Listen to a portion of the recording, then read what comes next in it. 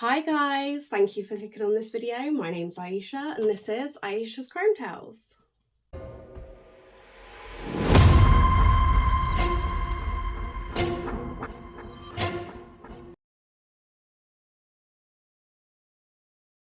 Today we are going to be talking about a man named Abdul Ezedi who threw a caustic substance over his ex-girlfriend and her children, which left multiple people hospitalised. He then proceeded to end his own life by jumping into the River Thames.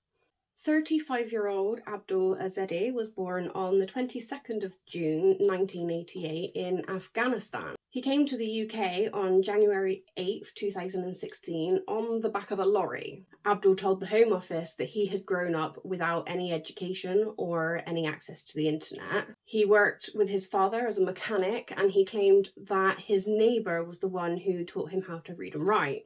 In his asylum claim, Abdul claimed that his life would be in danger if he remained in Afghanistan because his brother had been a part of the Taliban and his brother had essentially defected to the government. Following this, he and his family began receiving quite threatening letters. He also claimed that his entire family had been injured when a grenade was thrown into the family home on the same night that his brother had been shot outside of a mosque. His initial asylum claim was rejected by the Home Office and a further appeal was then rejected a year later. In a ruling dated February 8, 2017, Judge Judith Gribble said, "I could not reconcile the account that the entire family had been threatened and that the appellant and his mother had been injured in an attack on the home designed to harm all within, with his account that his parents were content to remain behind. If the whole family had been at risk as initially claimed, the whole family would have moved together to a safer place." The judge also said that it was not credible that within 4 days of being injured with multiple wounds, as he had described, that he would have been fit enough to endure periods of walking and the long lorry journey that it would have taken for him to get to the UK. The judge said, "I am therefore not satisfied to the lower standard that the appellant has given is reasonably likely to be true. I therefore reject the account of his brother being in the Taliban, the letters being sent to the family, and the account of how his claimed injuries occurred." Other information showed that he had lost his brother in Greece after travelling through multiple countries. When asked why it was that he wanted to come to the UK, his reason was that he had heard that the English people were good people. In 2017, Abdul was arrested and charged with 2 separate sexual offences.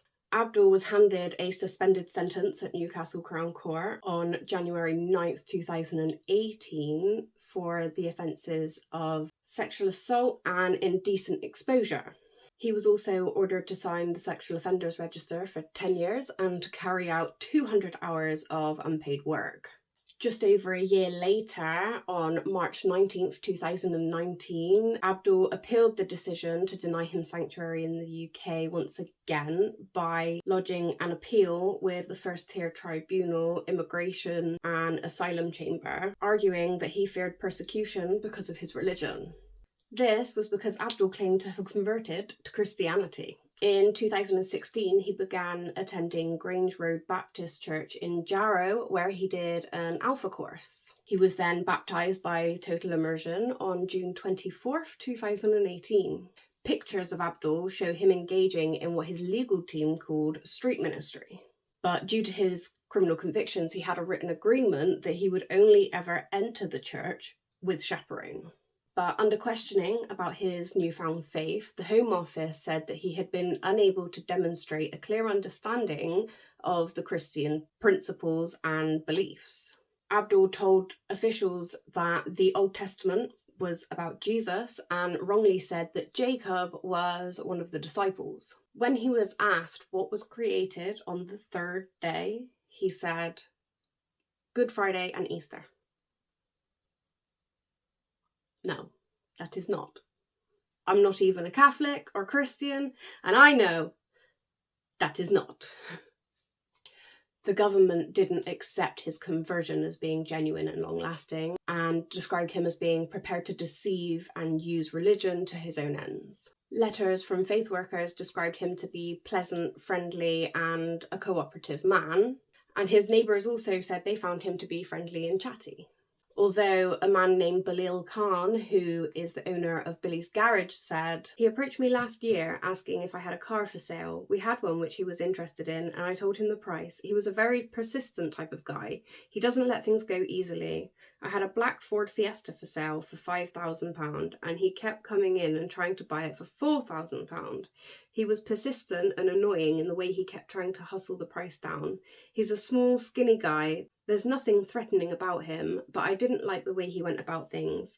When I said no to him, he got a friend involved and tried to get me to knock the price down that way. I've never seen him with anyone. As far as I could see, he spent his days on his own hanging around the street near the hostel." In an interview in June 2019, he said that he was on medication for depression, saying, "Without realising, I speak to myself. I talk to myself. I don't comprehend when people speak to me. I have memory problems." When asked how these problems affected him, Abdul said, "Nothing seems to be going well in my life. I talk to myself. I have bad thoughts. Sometimes I tell myself to end my life. Then I realise it's not the right thing to do." Judge W.K. O'Hanlon, who resided over his court hearing, said that the most compelling evidence was that of Reverend Roy Merrin, a retired ministry team leader at Grange Road Baptist Church. A written letter to the court by the Reverend said, "I have known Abdul since February 2016, during which time he has attended regular worship services at Grange Road. Abdul has established a good relationship with other church members and is always willing to help as required. Apart from that, Abdul has been ready to share his faith in Christ with non-Christians." Reverend Merrin told the court when he appeared in person that he had been to the tribunals for 4 other asylum seekers, all of whom were accepted in their appeals. In a ruling dated November 10th, 2020, Judge O'Hanlon expressed concerns over Abdul's credibility, saying that he had not been honest in a few of the counts that he had given, but that his conversion to Christianity was genuine and long-lasting, and that he would be at risk of persecution if he returned to Afghanistan because of his faith. So at this point, his appeal was granted, and he was given leave to stay in the UK. At some point after this, he started dating a woman whose name hasn't been disclosed. This woman had 2 children, aged 3 and 8, who were fathered by somebody else previous to this relationship. In December 2021, this woman wrote a Facebook post saying, "Thank you, God, for all the joys in my life." But at some point in 2023 to 2024, this woman broke off her relationship with Abdul, and the council moved her into the 2-star Belvedere Hotel in Clapham, London. But then on the 31st of January 2024, she made the mistake of agreeing to meet Abdul near to the hotel, just for a chat. Abdul drove from Newcastle all the way down to London to meet her with her 2 kids, and he did something completely unthinkable. At 7:25, Abdul was parked up in Leicester Avenue with the woman and her 2 children in the car. An altercation then ensued, and Abdul threw a caustic substance over the woman and her children, which splashed back and got him in the face. The woman then got out of the car with her kids, and he started up the car and tried to run her over.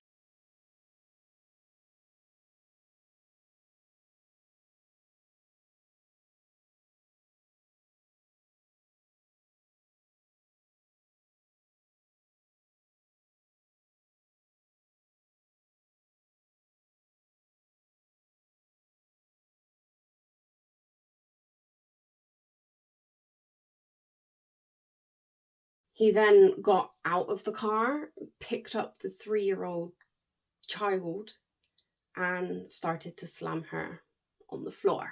He did this twice. Abdul went to pick up the girl to do this again, and a witness ran over to him and rugby tackled him to the ground, also getting covered in this substance. The woman who tackled Abdul ended up being left with some horrific injuries, burning both of her eyeballs to the point that she now has to see specialists. This woman's boyfriend explained after the attack, We had no idea any substance was involved, only that the guy was intent on hurting the child. He went to pick up the child off the road to do it again, which is when my partner lunged in and tackled him, grabbing his legs and falling to the ground in the process like a rugby tackle. I have no doubt that if my partner had not jumped in, then the child would no longer be with us. Abdul then fled the scene in his car, but he didn't get too far before he ended up crashing into a stationary car. He then took off running. He fled the scene, leaving the woman and her 2 children screaming for help. A woman who lived on the street and witnessed the attack said, "It was horrific. First, a man grabbed his kid, a girl aged 2 or 3, from a white car. He threw her on the floor twice. It was the worst thing I've ever seen. The man threw something at the woman. She was screaming, 'My eyes, my eyes.' I then ran into my house, grabbed a water bottle and threw water on her eyes. Her lips were black. Her skin looked burnt. I then chased the man halfway down the street. I was wearing my slippers, so I didn't get very far." Another woman who had witnessed the attack and ran to the aid of the victim said that she had never seen something so horrific in her life. She said, "The screaming was so intense, it sounded like something was going on out there. That made me go outside. Initially I thought it was a car crash, but then I did see the man take the child out and I saw him throw the child and just run off down the road. I called the police and an ambulance. I realised the mum, her entire face was covered with the liquid, and I knew it was some kind of acid or something." A 22-year-old man who had been staying at the hotel said that he saw the woman run into the reception of the hotel screaming for help following the attack. He said, "She ran from around the corner and started screaming, 'Help! My child needs help.' I think that Ezedi must have been hit with the majority of the substance, like it blew back in his face. The 8-year-old had about 6 red splotches on her face near her cheekbone. You could see that she'd been splashed by some of the substance. Although the mother was injured, she was more focused on getting her child help. It was incredibly selfless. It's a good thing. The mum was taken away in an ambulance with the 8-year-old. The 3-year-old was taken away before I saw them because she had more serious injuries. The older child's eyes were closed. They were trying to open her eyes, but I think she was in such a state of shock that she kept her eyes closed. It's someone's kid, an 8-year-old and a 3-year-old. He has ruined the children's future." Members of the public and police officers were burned and injured during this attack, trying to help the victim. A total of 12 people left the scene with injuries. 1 man in his 50s declined treatment. 3 women, 1 man, and 5 police officers all had to receive treatment after this attack. The mother was taken into hospital and kept under sedation with life-changing injuries, and it's thought that she is going to lose her sight completely. Thankfully, the injuries to the children are not thought to be life-changing, and they should, hopefully, fingers crossed, make a full recovery. The police opened up an investigation and began a manhunt for Abdul Ezedi. They started collecting evidence, piecing together the CCTV, and searching various properties. Officers from the National Crime Agency, which has been nicknamed Britain's FBI, were drafted into the search, and agents began looking into whether organised crime groups could have been concealing Abdul. The police also announced a £20,000 reward for any information that could lead to Abdul's arrest. In the early hours of February 2nd, officers raided a YMCA hostel in Leighton where Abdul's brother Hassan Ezedi lived. This was one of 5 raids across Newcastle and London in an attempt to find the suspect. Photographs showed officers entering the house wearing hazmat suits to protect against any chemicals that they may come across. A resident at the hostel said, "It was scary because the police had tasers in their hands. They were shouting quite loudly. We could hear them smacking my door. Quite frankly, I was crapping myself. They told me to walk backwards out of my room with my hands on my head. They took us to the other side of the road and said it wasn't safe for us to be in the premises." Police, is anyone home? Hello, police!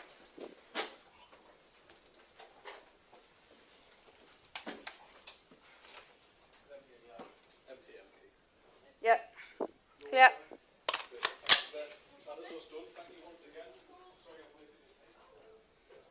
Abdul's younger brother Hassan publicly told him to hand himself in, saying that he was concerned for his brother's safety and he didn't know whether he was dead or alive. On Saturday the 3rd of February, police released footage of them raiding Abdul's home in Newcastle. In the home, they found empty containers with corrosive warnings on the side, which they believed to have contained the substance that had been used in the attack. Among other places that the police they searched a pizza shop in Clapham where Abdul was believed to have worked.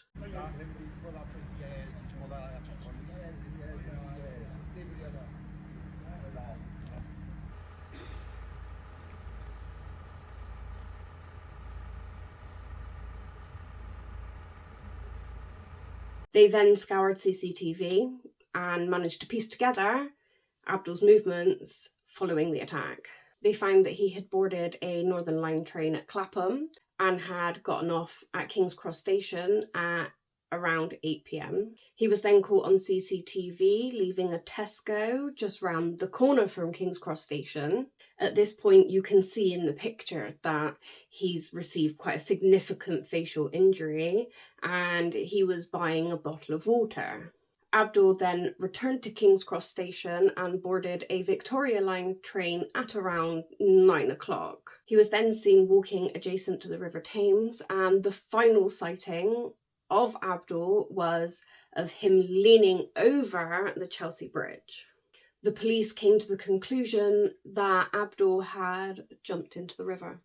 Police were asked how confident they were that Abdul is no longer with us, and Detective Superintendent Rick Stewart said, "I'm prepared to say that he has gone into the water, and if he has gone into the water, then that is the most probable outcome." A marine policing unit started conducting searches in the water.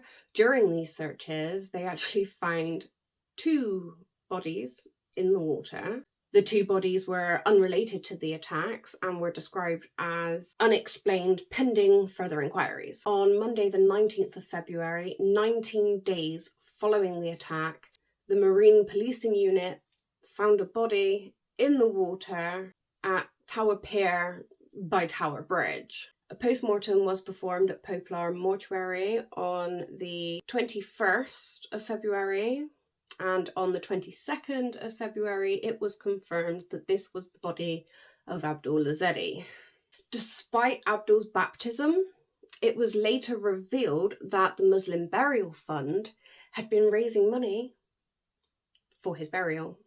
The Muslim Burial Fund organised an Islamic burial for Abdul at an East London cemetery in March 2024, with only a handful of people present. The Muslim Burial Fund also organised a fundraiser to raise money for his burial under the name Abdul Wahed. This fundraiser raised £6,596, well exceeding its £3,500 target. But this appeal completely brushed over his previous convictions and the horrific incident that had led to his death. A Muslim Burial Fund representative said, "Regardless of any person's faith, be it Muslim or Christian, if the next of kin decide their loved one wants such a burial, then that's what will happen. It is not the media that will decide, nor the court of public opinion. Regardless of the person's background, whatever they have been accused of doing, whatever their faith, as a charity, we will only bury Muslims." I find that entire statement completely contradictory, because it says it doesn't matter of their faith, but then at the very end they say they'll only bury Muslims. Which one is it? Because that ain't adding up and making sense to me. A friend of the injured mother who set up a GoFundMe page said, "A very dear friend, a generous, sweet, loving mother and her small daughters were recently the victims of a brutal chemical attack in Clapham. This attack has changed the lives of this wonderful little family forever. At what is clearly a shocking and terrible time, we simply hope that their burden of trauma is not added to by financial worries. We desperately want them to have a safe and secure future with the things that they need to rebuild their lives and recover from this most horrific attack. Anything you could spare would be most gratefully received. Finally, a note of thanks to the neighbours on Lesser Avenue. We are overwhelmed by your kindness and thank you from the bottom of our hearts for everything you did to save our friend and her daughters. You are angels in our eyes." The woman was kept under sedation for days following the attack. was finally released from hospital 2 months later, and she is now trying to rebuild her life with her 2 children. That is all for this story. Thank you for watching this video. If you have a story that you would like to share or something you would like me to talk about, you can leave me a comment, or you can contact me via my email, which I will leave linked in the description box down below. Please don't forget to like and subscribe. It is a free and easy way that you can support my channel. And until next time, please remember to be kind to everybody around you, because you never know what someone else might be going through, and a little bit of kindness and compassion can go a long way. Bye bye for now.